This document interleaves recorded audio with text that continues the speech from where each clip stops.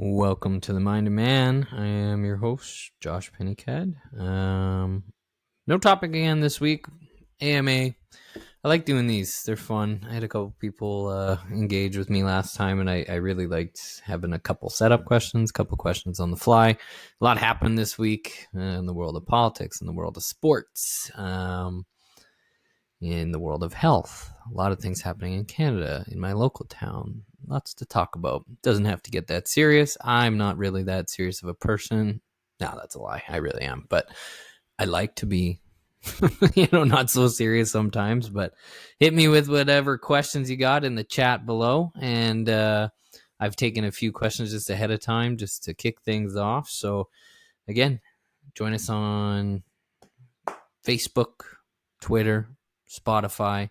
This episode will be uploaded tomorrow morning, 8 o'clock. So if you miss anything, don't worry. We'll kick back to you and you guys can listen tomorrow morning. First question. Pull it up here. Stay-at-home dads. It is a thing now, and I know many very successful men who have opted to stay home with the kids while their wife works and provides. This still isn't super common, but I think it's picking up. Of course, it means the man is not the traditional breadwinner or provider in the family. What do you think it will mean for our kids being able to see parents both have the ability and the option to play this role? I thought about this one, and I know that I've begun to take on a lot more roles in the house. My wife has just recently started going back into the workforce after having 2 kids, so it's been like a long time since she was in the workforce. So I found myself, doing a lot more cooking, laundry. Everybody hates laundry in this house, so it's just something that we always fight about. But, other things that are traditional wife or mother roles in the house, I've never really had a problem adopting them. However, your question about it being a trend and what that'll look like, I think you're right. You think you are seeing more men step out of the workforce if their wife is a traditional breadwinner, the newer breadwinner as opposed to the traditional role. And I think some of the results may be undesired or, something that you won't want to see in kids as they grow up. So men just have a tendency to be tougher, right? They're less affectionate. They're not as touchy-feely, literally not as physical. So I think what you might see in a generation like that is kids that are very tough, almost robotic. I teach my kids and parent my kids like a father would. And if I'm in the house more, they're much more regimented. They do have more rules. A lot of that comes from the military side of me, just with keeping things orderly in the house and having schedules and things like that. But I think if you were to have men take on those roles routinely, and this is generalizations, but men are just tougher. They are more aggressive. They're less affectionate. So what is that going to do to children in the long run? Well, it's probably going to make them the same way. I seen a podcast, talking about the Gen Zs and how touchy-feely they are, and everything is about feelings and emotions, and we've talked about emotions on this show. And the person on the pod talked about how his kids are just going to absolutely run over other kids of the next generation. And I totally agree with them. Like, if I'm raising my kids to be dominant personalities, excel in things, and we'll just say to be winners, and not like, oh, here's a participation trophy, or here's things, you don't have to do that when you get home. No, you don't have to pick up your bag. What do you feel like doing? And like, I don't do any of that. Everything is structured, regimented, and there is results because of it. And they have to essentially achieve a certain standard in order to go play, right? Or to do things that they enjoy. So, you stick a father in the household, maybe not as hardcore as me, but, just in general,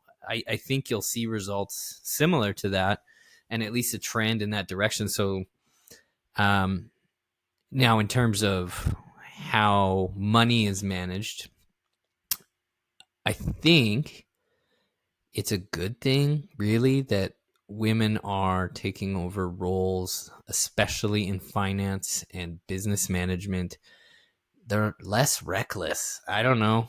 It's just my own perception. Women are less reckless with, and I work in government, so public money is always a thing. I find women to be less reckless than men when it comes to spending. But, financially, if they are the breadwinners and the producers of wealth for the family or the providers, that I think that is a good thing. And it's going to be an interesting experiment, really, over the next generation. That's really not been done to this extent. We'll see what kind of the trends do over the next 10, 20 years. But, right now we have essentially an entire generation of Gen Zs that are being raised with the father more in the home than they were before. And whether or not that's a good thing or a bad thing, it's hard to say. Yeah, they're going to be tougher, but what kind of examples is it setting for young boys, right? Should the father be out in the world doing the protecting thing, doing the provision thing? What does that look like? I don't know. I don't know what it'll look like. I do know that my kids are going to be tougher than your kids, and that's what I want. I want my kids to be dominant personalities, and in a world where weakness and second place and third place is encouraged. Like it has never made sense to me. Goes with my favorite saying, like never pass a fault. And why would we promote mediocrity? Like I always want them to be the best and therefore get the best out of life and whatever they can get. So yeah, I don't know. I think it'll be weird for that trend to play out and how it's going to look in 15 years when those our kids enter the workforce. Yeah. Oh, what's this one? If you had an option, would you have wanted to be a stay-at-home dad? So, I mean, like, that's a good question. I think, yeah, like saying it, I of course want to spend more time with my kids. I actually think I'm a pretty good little housewife. Like, I'm not too bad at it. I'm okay with cleaning. It doesn't bother me. Again, I hate laundry. Don't mind cooking. My wife hates my cooking. Whatever, get used to it. Like, this is just a trend that is, right? And I mean, she kind of eats it. She doesn't like it very much, but the kids love it because when dad cooks, it's simple. It's, mac and cheese and meat. I've done a lot more experimenting in the kitchen now, but it's funny, organization of the household is the traditional woman's responsibility. And I actually think, like, when you take a male who, like myself, is in a career where organization is like number one priority, and you stick them in a household, it actually goes fairly well. How that plays out long term with the wife in the workforce and the son and the father not. I mean, we're both in the workforce. We make time and we just make it work. It's very busy. But it's, yeah, I don't know. I don't think I'd get bored. I really don't. I think I would just have to find things to do. I've actually thought about the whole homeschooling thing. If the public school system goes to shit and I don't agree with any of it, and whatever happens, well, I'm yanking my kids out of school and I'll be the one teaching them. So I'm going to have to find a way to be that stay-at-home dad and, find a job that allows me to work in evenings or work at night or work from home or whatever it is, because that's just something I'll do. Yeah, a lot of what ifs. If I would have done it, I think I would want to. I don't know how long it would last. Kids, everybody always tells me with young kids, right, that it doesn't last that long. They're going to be gone before you know it. And so I've taken a lot of that to heart, and I try to spend tons and tons of time just going to their stuff. And I've talked before about the showing up part and going to things for your kids and supporting them, and again, wanting the best out of them, teaching them every second you can possibly teach them. I've caught myself a lot lately just being on my phone, and a lot of it's work, and it's just, football season started, so I'm on it even more, and with the podcast I'm on it more. And you notice it in the kids when you're not present mentally, and they're craving that attention, right? And so what I like to do is, rather than give them the attention that they're wanting, which is generally just play with me, they just want to be interacted with, right?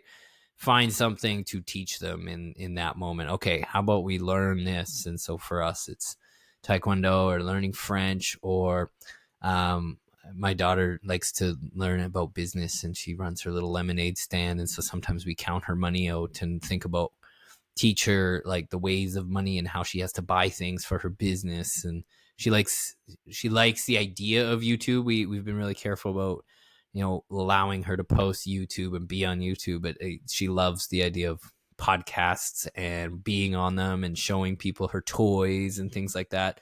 That's another topic, but it's things that you can teach that are useful tools, not just playing with fairies and dragons. And yeah, that's great, and playtime is important for child development, but I like to utilize that time just for learning purposes. I think if you can make learning fun, that's the way to go. So yeah, I think I would want to be, for the reasons that are like, yes, it's fun. Yes, I think it would be more effective for me to teach my kids at home, and I wish they didn't have to be in a public school system. And because it resonates with me when people tell me like, they're not going to be there forever. So if I really think about it, my daughter has 12 years left in my house, right? So yeah, my working life is going to be a lot longer than 12 years. I still got lots of time left to do work. I don't need to be doing all the time. So I think I would. How that would look in my relationship, if, my wife were to be full-time or part-time, or we both part-time, I have no idea how that would work. And financially, I don't think it would work. And so that's why it's not that way right now. I didn't even take pat leave, have the ability. It literally did not pay our bills enough. Pat leave's a scam, by the way, so don't take it. Mat leave is borderline a scam. It's taxable, like ridiculous. So no, don't do that. You'll lose too much money. So it's just, yeah, at the moment, it's not fiscally responsible for me to do that. And we have talks about that. I talk with my daughter a lot about that. Well, why do you have to work? Why do we do this? Why do we do that? And that's the time to talk about money. Well, this is what money pays for. And she's very cognizant now of like costs of things. I don't want her to worry too much about it, and she does. But she is aware of what things cost and, how much something is. She'll ask, and we try to drive those points home quite a bit with her. And I see that trend continuing with our youngest as well. Do you think if you're the breadwinner, you should have the most say in the money? It's 50-50 in terms of opinion. Now, I like the idea of doing percentages. So percentage of income from one partner and the percentage of the income to the other partner. You're never going to make equal amounts. It's very hard to pay 50-50 for dollar. So what I try to do in our house is come up with the percentage that I think my spouse should contribute based on what I contribute of my percentage. So we feel it equally, like we'll miss that money for bills equally. And so I think that's a good strategy for doing money in the house. Other people would say 50-50 is the way to go for decisions, for paying for things, whatever it is. But I think when you're the primary breadwinner, especially if it's like very lopsided, and I say lopsided, like when I was working and my wife was home with kids, right? She's not making any money. So I think it's not necessarily whether or not you have the most say, but you have the most responsibility. It's your job to take care of that money and to make sure bills are paid. And so I took that to heart right from the get-go in our family. I've always been, money cognizant. So all the bills I deal with, all the bills, I don't mind managing them. It doesn't bother me to manage them. When we do fight, it's about percentage of income, or we'll just call it like effort. Like, okay, how much did you make? Therefore, you should help me with this much. And I mean, I have a spreadsheet that calculates, what each of us should pay, or what we contribute to shared expenses, investments. Like I have my own investment stuff, and I don't expect my spouse to give a shit about it. Like she'll just do what she's going to do with her money for her investments. But like shared expenses like utilities and mortgage and things like that, and vans, like vans is the big one in our house. We got 2, and yeah, we're trying to make that. We're playing with the vans and trying to figure out a better solution for our vehicle situation while reducing the overall debt we have on both vehicles. So, I think my spouse looks to me to make those decisions. I think she has more of an opinion about those decisions than she believes she does. So I do consider a lot of things, like what her needs are. However, when it comes to big expenditures, I will just end up putting my foot down and go, okay, this is what makes the most sense. Find something, and I'll just use the car as an example. Find something in this budget because that's what we can afford. And I mean, that's just money management, and doing that within your family is tough. Like those are tough conversations to have. People get angry. People feel like, they're taking all your money away. And I know this because I can say the same thing about when my dad would loan me money when I was in university or whatever. And it was always him asking me, okay, what did you spend the money on? And, you take offense to that. They're trying to help you, but they also want to set you up for success. And so they need to keep track of that money to make sure you're spending it in a way that makes sense for the overall plan, the family or the school or the scheme of things. And so I think it's okay for one person to be the ultimate authority on money. But if you're not listening to feedback and you're not listening to the needs and wants of your partner, I mean, it's just going to cause controversy in your relationship, and people will end up lying about money or hiding money or whatever. I'm just like an open book to the point where my wife just gets exhausted because I just talk to her about like exactly where our money's at all times. And it drives her nuts, but she knows exactly where we're at. And so I think that helps. So yeah, when you're commanding more of the bills and you're commanding more of the income and you are in control of those things, it's a discussion to be had whether or not the other person wants to be involved, and if they do, what level of involvement they have. To me, it's a percentage. So, what's been a few of the best days in your life so far? Oh boy. When my daughter was born, yeah, that was a big one. I think it was, and it didn't even hit me till it was like the next day, and I was like holding her and I just started like bawling because I think it just hit me all at once. There's a lot of them. It wasn't necessarily my wedding day. Actually, I think one of the best days, surrounding our marriage was the rehearsal, because all my family had been there, and then we did the rehearsal. I think I cried at the rehearsal more so than the wedding because it was kind of all hitting me then as well. And so that was an exciting time to be building up to things.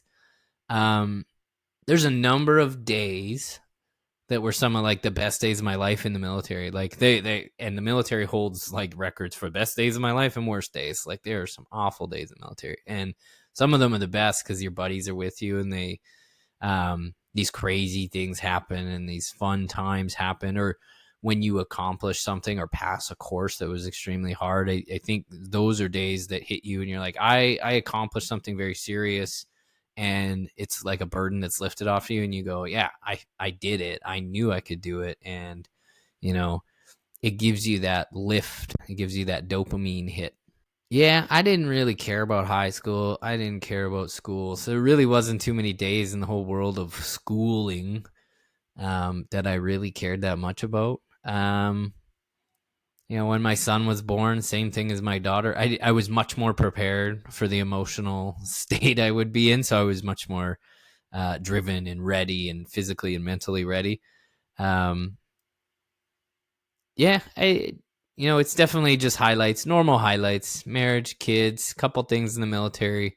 I don't care about school. That's not a thing I care about. There were, I guess, for sports, there was like a time that we went to the national championship for Little League, and we won this game against Quebec, and I made a double play to end the game, and that'll stick with me for a long time because it was it was this moment of elation, and you beat this team on such a large stage from a different province, and it was me that did it, right? And so when you accomplish something like that, it's a rush. Actually, and now that I mentioned sports, badminton, weird enough, in high school I did play badminton, and I was just stoked to win third place because these other guys were really, really good, and I beat this guy, for the third place thing. And I remember, diving for the birdie and flicking it backhanded and just getting it barely over the net, jumping up and realizing that I had won. And I don't think I'd ever fist pumped before. And I did like some double fist pump. I felt like Chuck Liddell in the ring. Like it was awesome. And I remember that feeling. It was really good. A lot of sports feelings, but I haven't lived an overly insane life where these crazy days you look back on, you're like, this was the best day of my life. I don't know if I've ever had those, really. It's not to say that I haven't lived a very fulfilling life, because I have. And maybe that's why I haven't had a ton of days that stand out, because I've led such a healthy, maybe not healthy, a fruitful and fulfilling life. So the down days are fewer, and so you don't notice them as much. So yeah, I don't have too many more questions tonight, but that's all right. There were some other things I wanted to talk about just in the world and the media and what's going on. And one of the ones was Alberta working to establish the framework to remove themselves from the Canada Pension Plan. I've had a couple conversations with people about this. It's like this extremely bold move for Alberta, where essentially they'd be taking between 30 and 50% of the entire portfolio of the CPP. It's an insane amount of money. And they're basing the amount of money off of what Alberta and Albertans have contributed over decades, similar to the Quebec deal back in the day. So everyone is freaking out. Canadians at large, even Albertans, are freaking out because pulling out of the CPP may jeopardize their retirement plans. They would essentially create a new fund, the Alberta pension plan. So TBD about how that plays out. My prediction is it never happens. However, it is posturing, and it goes in line with what the other Western provinces have been doing. Saskatchewan, Manitoba, up until the election that just happened, but Manitoba, Saskatchewan, and Alberta, regarding equalization payments. And this has been going on for about 10 years, where they have been planning and setting the stage for removing themselves as provinces from equalization payments. So this doesn't come as a shock. Everybody can't believe this is happening, and how dare she. And it's been planned for a while, and I don't expect them to roll over and play dead and keep doing it. And especially as oil continues to climb in the world market, as the war drags on between Russia and Ukraine, and proxy war between NATO, that oil and natural gas and other resources are continuing to climb, and I don't see that changing anytime soon. We can talk to death about green alternatives.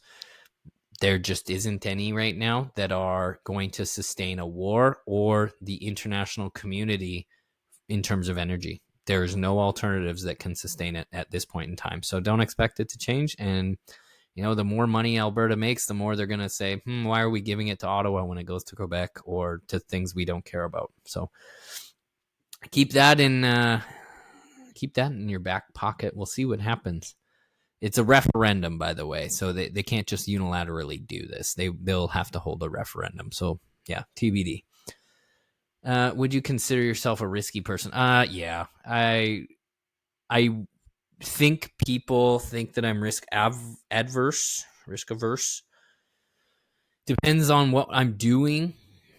I'm cautious while I drive. I'm cautious with, well, I was cautious with my firstborn. I'm not cautious with my other one at all. And when it comes to my own physical health or well-being, I am highly risky, like in terms of sports. And I mean, I abused my body for years with alcohol and, eating like crap. I've never, I've always been high risk that way. I could take on anything in that regard. Money, I used to be very risk averse. Now I am more willing to be risk tolerant. I Now that I understand money better and where I can invest it and what's safe and what's not, and planning for my future, there's areas where I can risk more. So I think I've trended over the past, we'll say 6 to 10 years, from very cautious to much higher risk, just in about the last 10 years. But there's certainly areas where I am ultra cautious, not risky at all. Yeah, I guess it just depends on the situation, but overall, I like to take some risks. I think that's okay to be doing. What else do we got in the chat? Should check the other chat. I think I gotta choose between YouTube and Riverside sooner or later. I wish you guys would use Riverside. It's so much easier to edit this stuff. But that's okay. I understand the YouTube draw. When I posted the call out, or whatever you want to call it, hey, I'm going live at 7:15.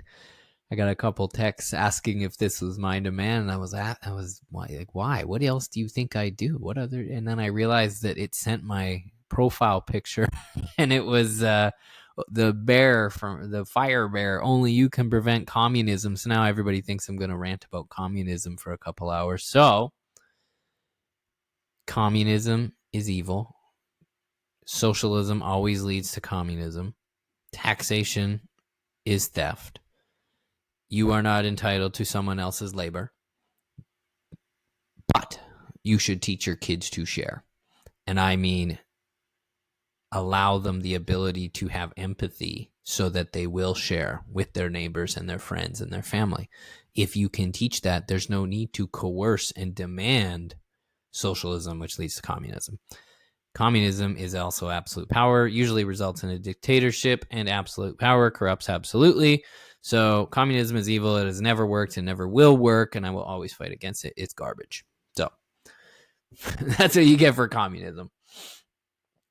What else is in here? Don't know what this will sound like on a live stream. It's going to be a lot of dead air.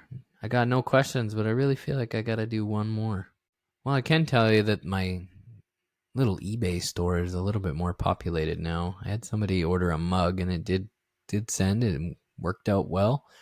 The mug is a mug. It's got the symbol on it, got the Mind of Man emblem. Got a t-shirt. They're just white with Mind of Man on it. And we've got some hats.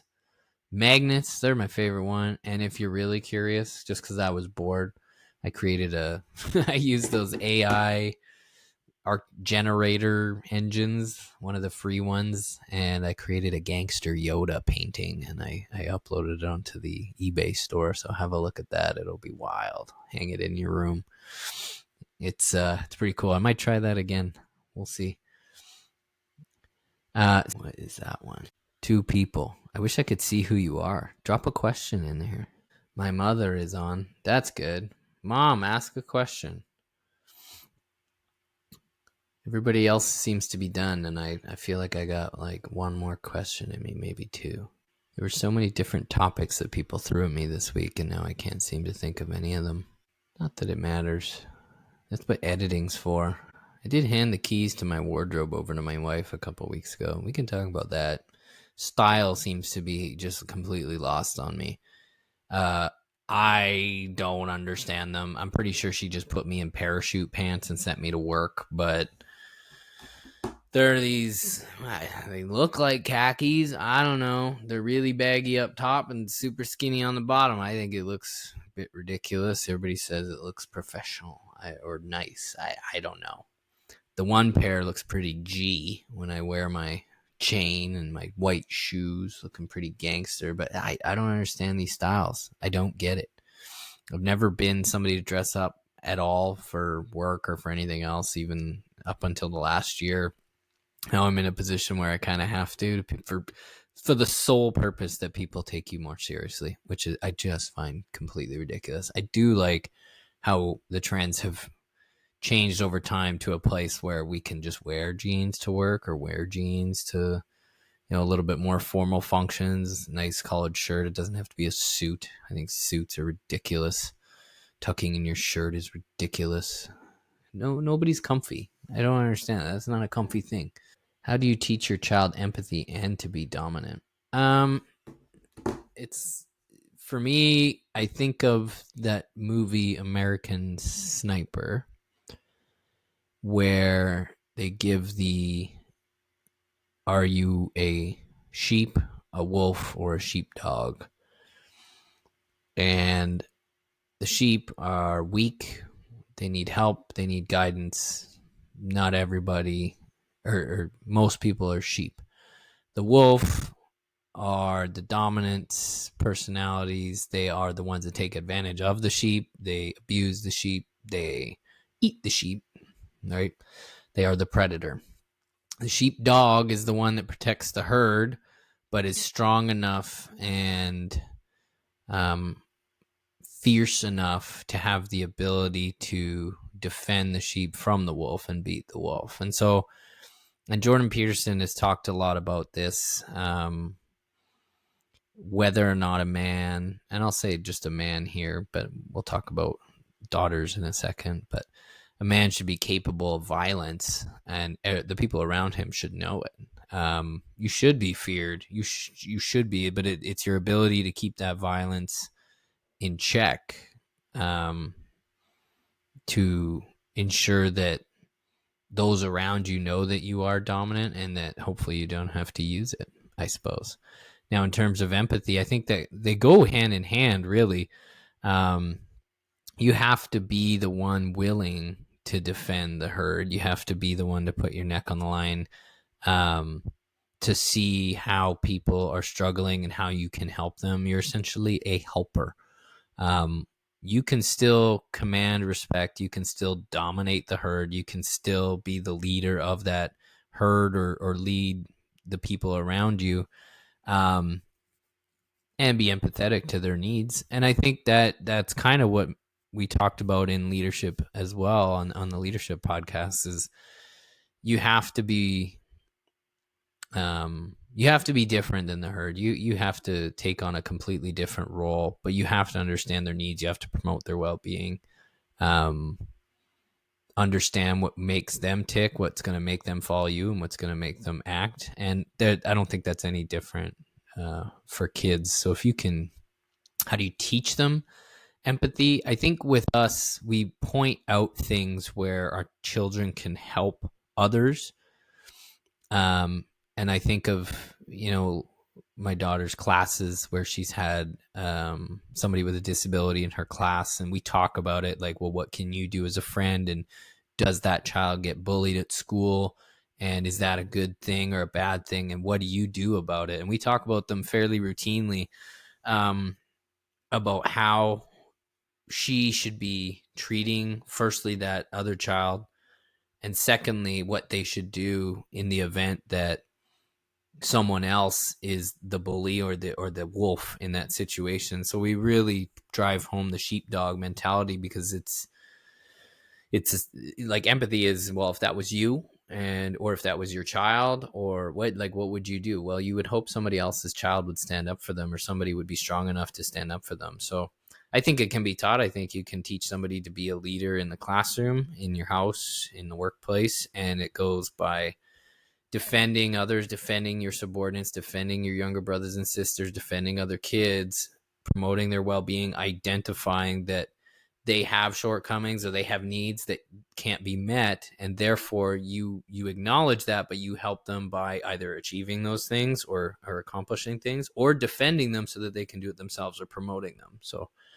that's just how I do things. TBD on whether or not it's successful. I think it will be. I think my parents taught me fairly well how to be respectful, and I'm just using people with disabilities as an example, because we had that we had an entire disabled class next to mine growing up, and so we had to talk a lot about it in school, and the needs of those kids and how they should be treated. And we saw it all the time where other kids would bully them and what we would do about it and things like that. And I think that's a good place to start with young kids. When they see people with vulnerabilities, what they'll do about it. Not just identify with them, not just say, oh, that's sad. Yeah, no, that's sympathy. Sympathy is garbage. You want empathy because they'll feel it, and then what are you going to do about it? My mom was listening. As a child, you only wanted to wear track pants. It's very hard to get you to wear real pants. I still wear track pants, sweats, for those of you who don't live in Eastern Canada. Yeah, I think I have like 14 pairs of sweats. I don't buy them. I get given sweats and PJs every year, and I wear them everywhere. I wear the sweats to the bus stop every morning. I'll get away with them going to work. And actually, now that I say it out loud, those new pants, because they're like parachute pants, even though the material's a little bit more business casual, they're very sweats-like. So they're very comfy. So now I maybe see the appeal. Maybe I learned something today about style.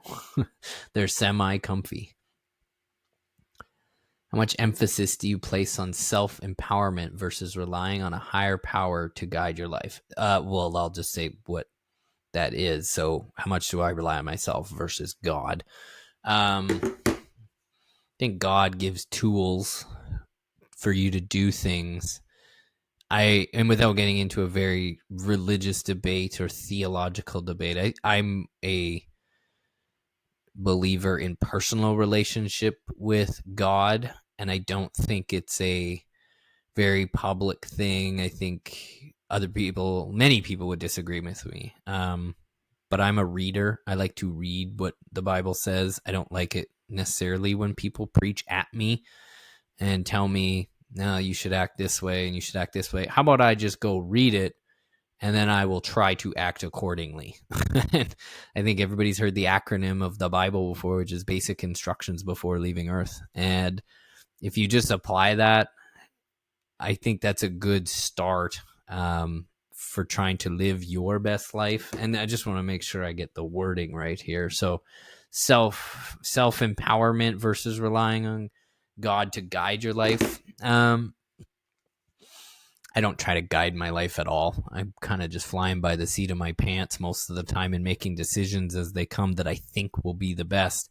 And I'm a very patient person when it comes to big decisions. And I think that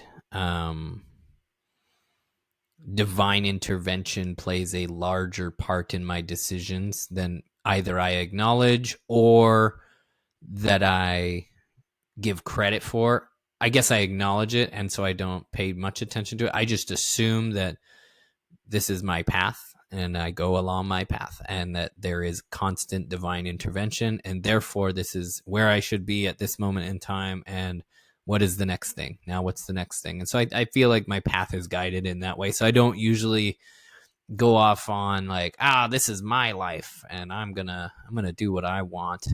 I've done that.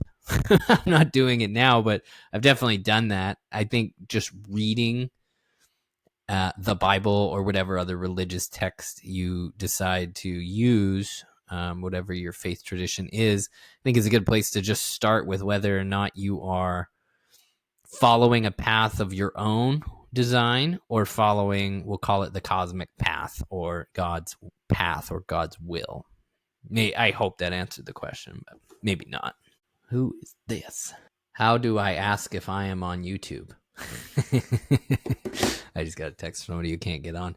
I don't know. Ask Siri. In fact, try Chat GPT. Y'all need to check out openai.gpt or something.com. Maybe I'll throw the link in there, but I use it to help me with work. I use it to write statements of work. I use it to solve Excel problems. If I'm breaking Excel or I broke my formula, I sometimes post the formula in there and it fixes it. Try that. Be like, I can't get on YouTube. What is the best way to stay on YouTube and remain logged in? If I could teach boomers about AI, and it's basically Siri on crack, then I don't know if they'll ever leave their houses again. They can just talk into a phone and everything will happen for them.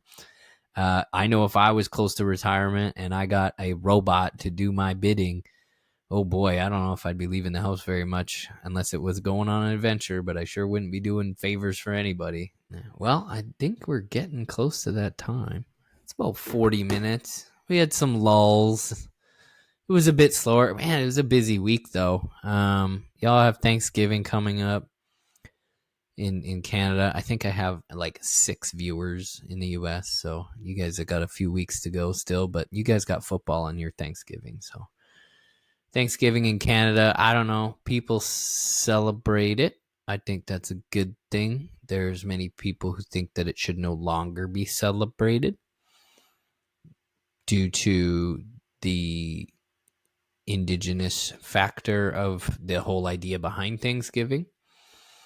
I think that argument has merit, except for Thanksgiving is generally based around I think it's the fall equinox or whatever it is. It's a seasonal thing, and it doesn't necessarily have to do with settlers celebrating Thanksgiving with indigenous populations back when the white man came to North America. So I think if you read too much into it, you'll lose the joy in what Thanksgiving is. It's my favorite holiday. I think that and Christmas. Thanksgiving is sweet because it's fall. It's not too cold here. There is a ton of football going on, so I can watch it all day long. That is where I turn my brain off and just whatever they say on Red Zone, 12 hours of uninterrupted football. Now this week I can sit down and watch Monday Night Football for Thanksgiving. It'll be great. Whatever the rest of you decide to do, enjoy your holiday. I don't know what's going to come next. I have 3 or 4 different interviews lined up, and I don't know if any of them will be done in time for next week, or if all of them will, and I'll have to decide, or we'll be sitting here doing another AMA. I like these because they're interactive. I hope more people get a hold of these live feeds so that I can, so you guys can feed me some junk. Not much else to talk about. It was a long week. Got a long weekend. Getting close to Thanksgiving. Getting close to Halloween. And closer to Christmas. It's going to be cold this winter. I'm not too tired. I think I'm good to stay up and watch some TV. I think we'll do that. As always, you can find our links in the descriptions on Facebook, Twitter, or X, Spotify /Spotify's for podcasters, depending which link you use. The eBay store, go ahead and check it out. The prices look expensive. It's probably because they are. I get it. It just is what it is for producing stuff. I did put free shipping on there, so hopefully you guys don't mind that. If you'd like to see some cool stuff in the store or think you have a design you'd like to contribute, feel free. I'm open to ideas. I like using the AI art generator, so send me some ideas if you feel like it. As always, the mind of man is tired. Yep, definitely, but I have enough energy to watch TV. Cool. Have a good week. Have a good weekend. We'll catch you later.